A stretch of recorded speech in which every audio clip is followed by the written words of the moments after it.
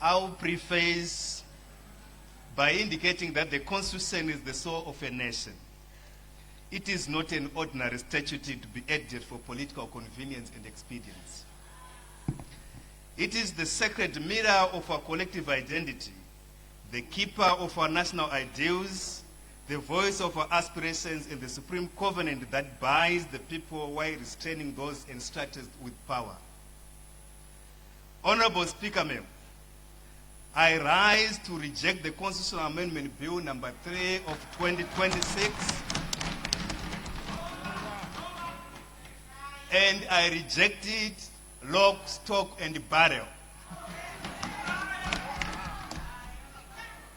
Honourable Speaker, I do not rise to amend it. I do not rise to make it acceptable.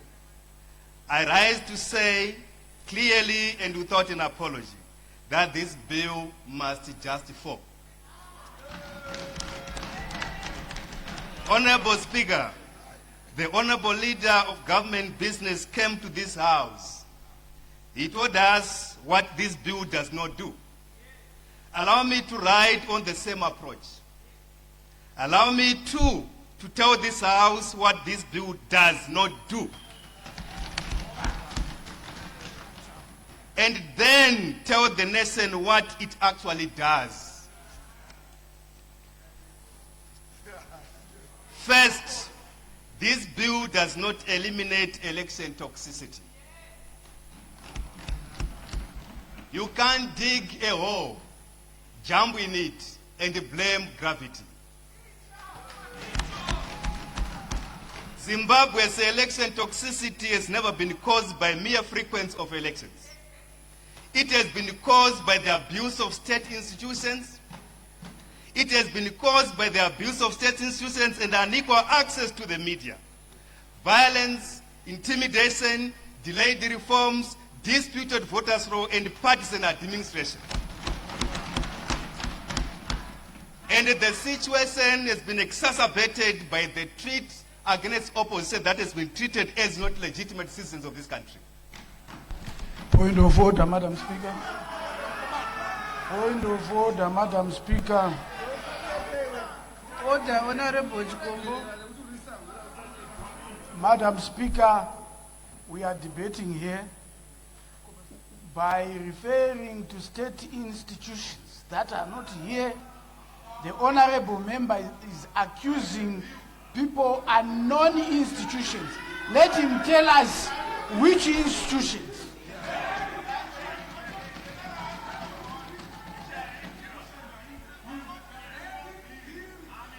Honourable Chikombo, do not mislead this House and do not mislead the nation. Debate the bill. Thank you, Madam Chair. Toxicity, violence, and genocidal acts took place during the period of 1980s when presidents were not directly elected. You do not cure a poisoned well by reducing the number of times people come to drink from it. That's a delusional relief. You rather cure it by removing the poison.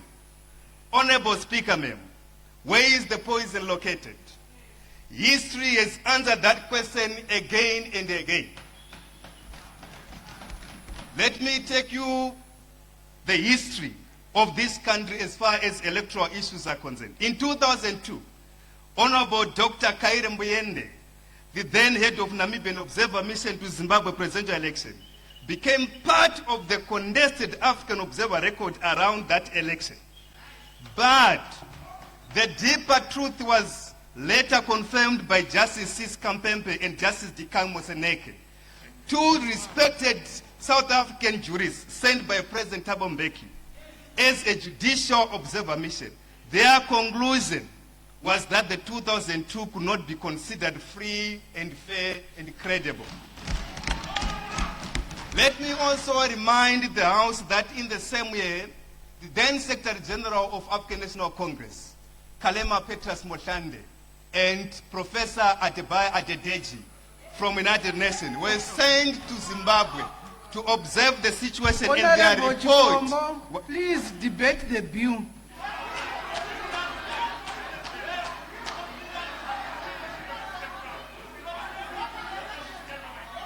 Thank you, Honourable Speaker. Honourable Chikombo, it's like now you are debating an election report or whatever.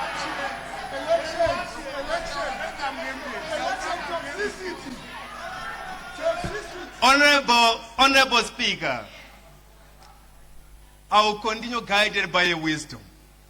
In 2005, Professor Anna Kajamalo Tibaijuka, the United Nations Special Envoy for Human Rights Settlement in Zimbabwe, was sent by the United Secretary General Kofi Annan. She came to assess Operation Murambachina and other human rights associated issues. Her report spoke of action carried out in an indiscriminate and unjustified manner with indifference to human suffering.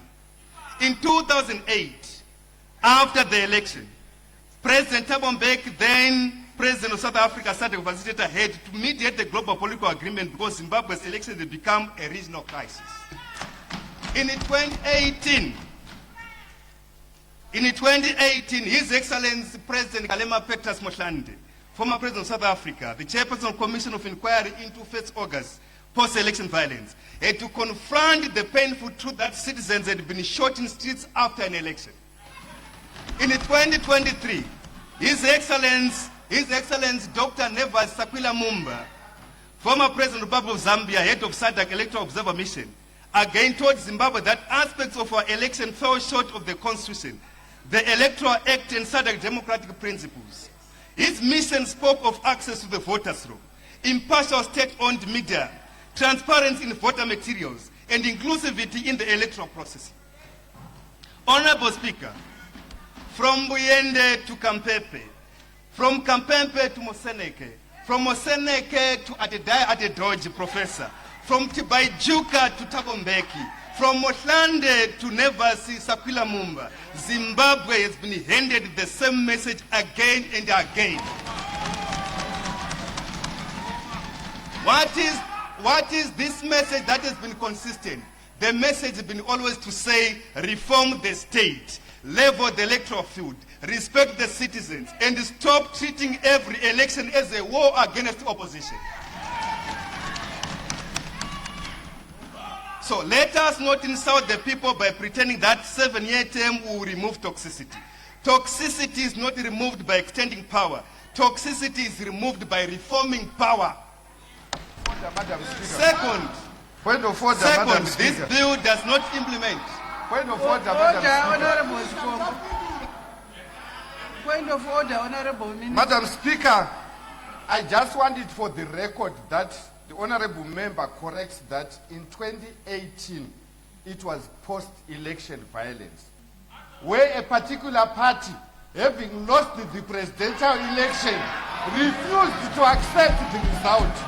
That is the fact on the ground.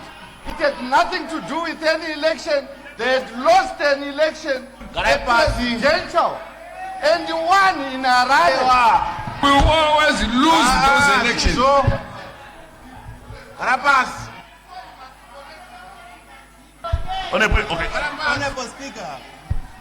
Honourable Speaker.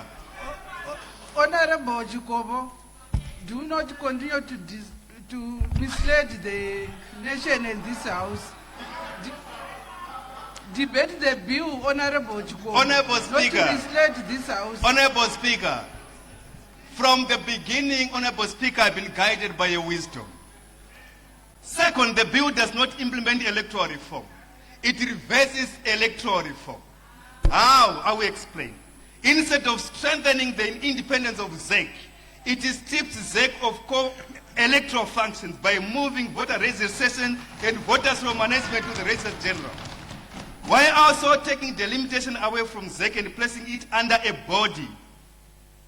Honourable Speaker, that is not a reform. The voters' roll is the heart of any election. Delimitation determines the weight and value of every vote. Point of order. Order, Honourable Chikombo. But what is this, honestly? What is this? What is this? Point of order. Huh?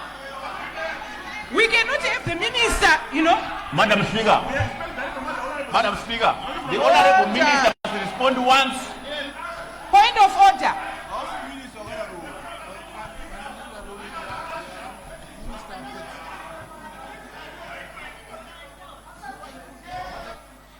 Minister ndiye mwenyewe bili. Unoresponda kamwe. Kwenda kuresponda each and every point. Doesn't make sense. Thank you, Madam Speaker. Madam Speaker, the honorable member must state facts as they are. Madam Speaker, you were in the last parliament, and the issue of the voters' roll, for us to include it, it came from the opposition. And if he has had a change of heart, he must first of all acknowledge that it's them who indicated that they want the voters' roll to go back to the Registrar General. And evidence is there in the answers, Madam Speaker.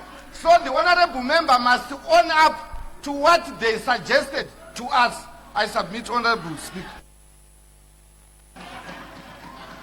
Thank you, Honorable Minister. Thank you so much, Honorable Speaker. As usual, I will stand guided by your wisdom. If those functions are removed from an independent electoral commission and placed closer to executive control structures, then the election is compromised before the first ballot is cast. Zimbabwe has walked this road before.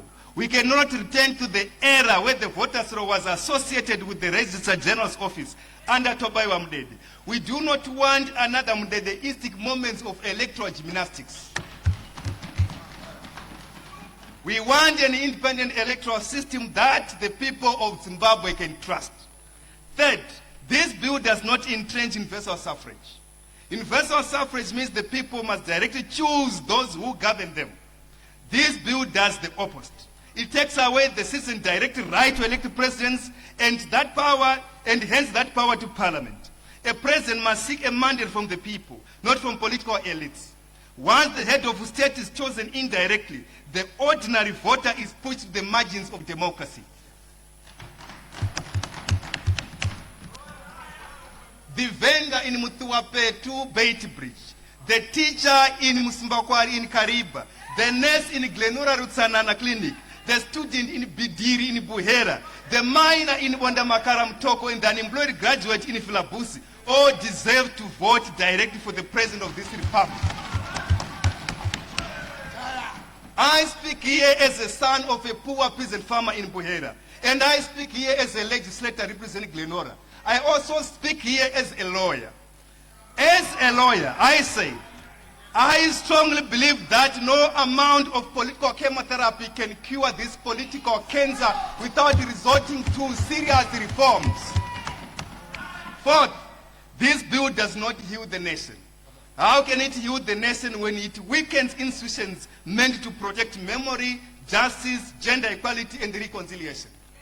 A country with our history should be strengthening peace and reconciliation, not folding such functions into broader institutions as if wounds have disappeared. Zimbabwe has not healed from the past violence. Zimbabwe has not healed from electoral trauma. Zimbabwe has not healed from Gukula Hund Mramba Trina 2008, 1st August, or the endless criminalization of dissent. A nation that has not healed. Madam Speaker. Point of order. Point of order, Madam Point Speaker. of order, madam. Madam Speaker, I want to beg that the honorable member must not mislead the House. The Peace and Reconciliation Commission was abolished by the operation of the law. It's not this amendment that is removing it. Point of order. This So is, he this must is not fresh debate, Madam misrepresent Speaker. that we are removing it. Madam Speaker. Madam Speaker. This is now a fresh debate. He has already debated. He has already debated. You debated, Honorable. Sit down and listen. Honorable Why the noise, I Zimbabwe? told you before that you must not Thank you, Honorable Speaker. misleading Thank you, this Honorable House. Speaker. I stand guided by your wisdom. I stand guided by your wisdom. I am much indebted. Honorable Speaker, let me say what this bill actually does. It extends political tenure from 5 years to 7 years.